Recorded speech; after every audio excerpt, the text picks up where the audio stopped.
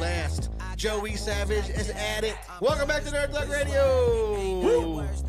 Corey DLG's over here. Yeah. Hipster Padawan's back there. Aye. We've been hanging out, getting back to the basics on episode 82 of Nerd Thug Radio. That's right. Just the three amigas. No guests this week. You call us amoebas? I did, yeah. Single cell organisms? Single cell organism. I'm a big cell. You know, it was funny. I was trying to explain chromosomes and like genes and stuff to little Willie Savage. Oh. He likes to wear my shirts when he goes to bed at night, and so I give him the soft, comfy ones. He was wearing an X-Men one. Okay. So he's like, "What does the X come from?" He's like, "It's the X gene." Well, what are those? And Yeah. try explaining that to a 6-year-old who's too smart for his own good. It was interesting. Yeah. I bet that's a. It was fun. But that's a weird conversation. So you're gonna learn all about this. Just wait. Yeah, you'll get there. DNA.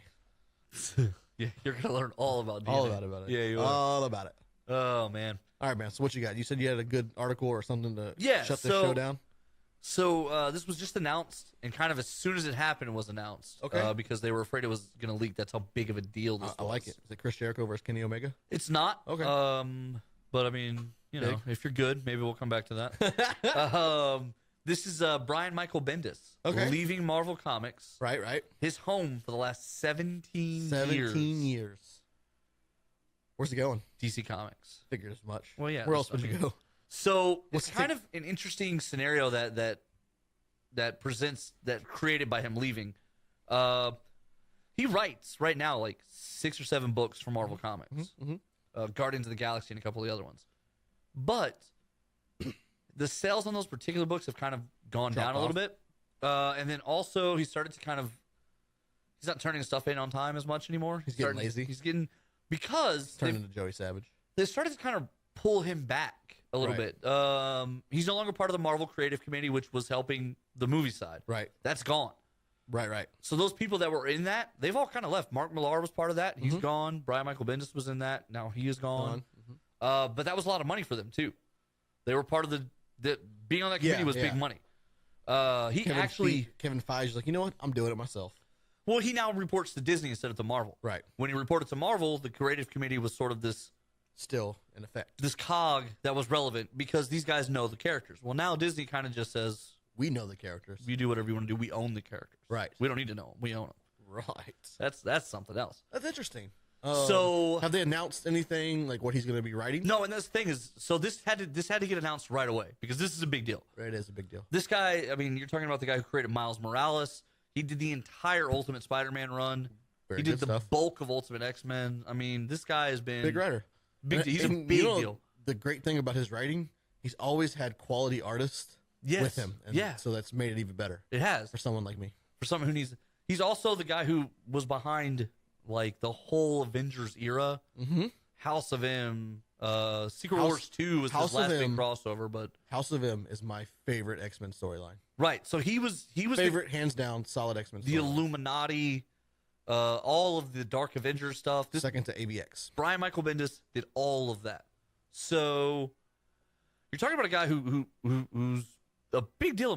You're talking about So DC is kind of cherry picking some Marvel people. If you've got what's his name, the director, James Robinson. not James Robinson. Oh. I'll talk about him in a second. He's getting crushed right now. Yeah, they're not happy with him. The movie guy, Josh Whedon. Oh yes, Josh Whedon left Marvel and now he's doing Justice DC League. films, right? Now you got Bendis, probably the biggest name in Marvel the last few years. So his freelance contract was basically coming up, and it was about time to renegotiate. he said, what can I do here? Well, now that the movie stuff is gone, taken away from him essentially, Right. and his sales are a little bit down, and he doesn't have the strongest standing right now with the editorial staff. He's not going to get a pay raise. No, not. So DC shows up though. Hey, and man, they how much you offered make? him a table at the movie side, at the TV side, at the comic book side, Everything. Which DC needs. I mean, their TV, when you look at DC, their TV is working. Their TV is working good. That might be it. The movie stuff is Comic books a are mess. some of the comic books are coming and they're doing pretty well. It's Batman. People are always going to buy that, so you're always going to be somewhat decent there. But yeah, they need help on the movie side.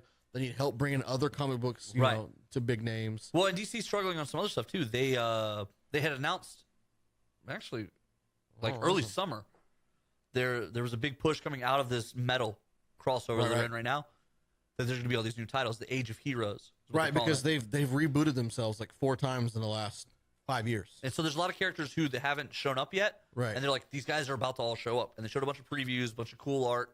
All of that's been delayed now to 2018. All of it. So I feel bad for your boy James Robinson. We've talked about him on the show. Corey's childhood hero, wrote Starman. Starboy. Starboy? Yeah, Starman. Thank you. You're welcome. I remembered. And when we talked with him at Comic Palooza back in May, he said he had something big on the horizon, couldn't release it, couldn't tell us, blah, blah, blah. Was going to give us the exclusive, didn't, blah, blah, blah. Right. Come to find out, he's been writing Wonder Woman. So I'm not sure if it was his story he pitched for Wonder Woman, or if they're like, here's the story we want to go with. These are the main plot points. You can write all the other stuff or whatever. Yeah, let me give you a little bit of background there.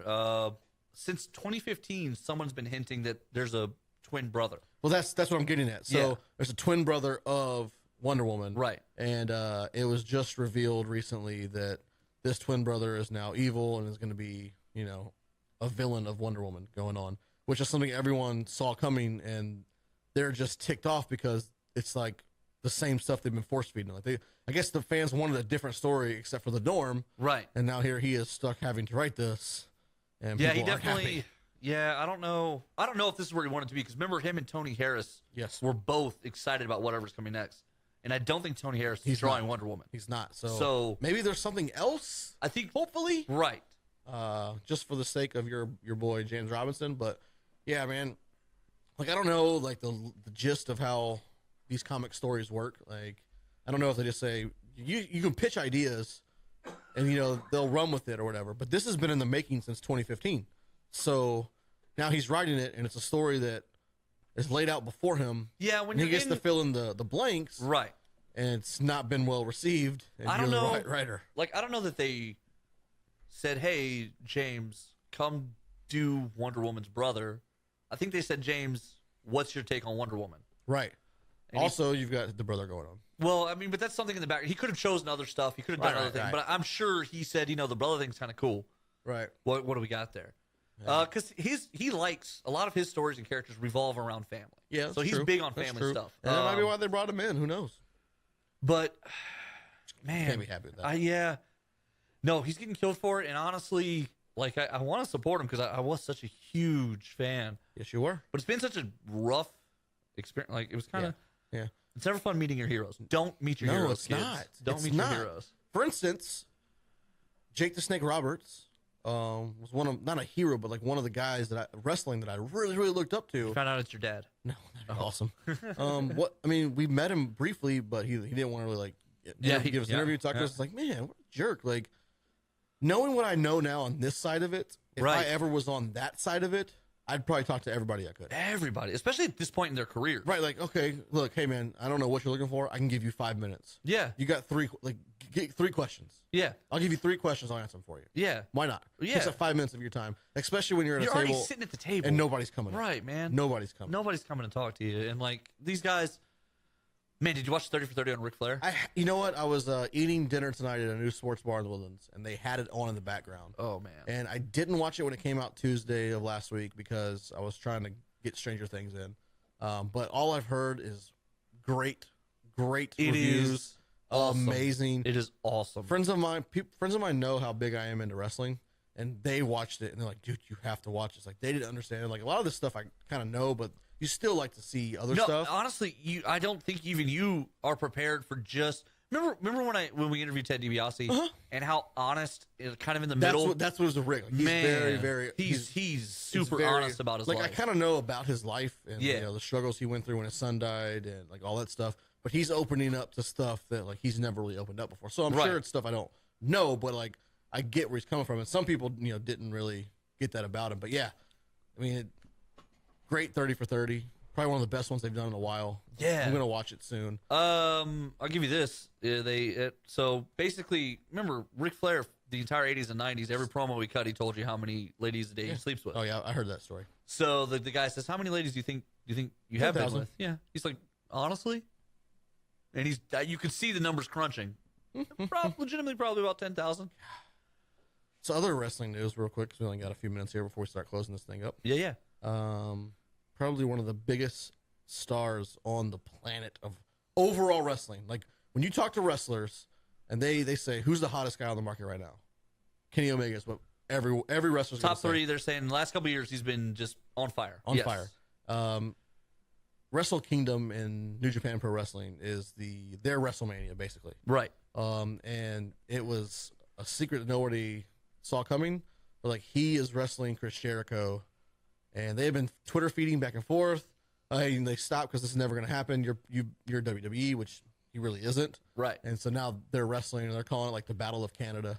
That's awesome. It's like Winnipeg versus Manitoba or something like that. So one of the cool things about that, just a little background before we get out of here, is Chris Jericho since January of 2016 has been on a month-to-month contract with the WWE. So that's why people were already saying back then, oh, he's only going to be here for a few months. He'll do a WrestleMania, then he's going to go on tour with his band. Right. Then he hung around and did a whole 4 months with Kevin Owens. Which he said was like some of the best work he's done in his life. Right. And honestly, all of it was probably, it's a month-to-month deal, so they probably, about halfway through each month, they were like, man, things are going really well. Let's keep going. What do you think? Okay, yeah. Sure, yeah, keep paying me. Right.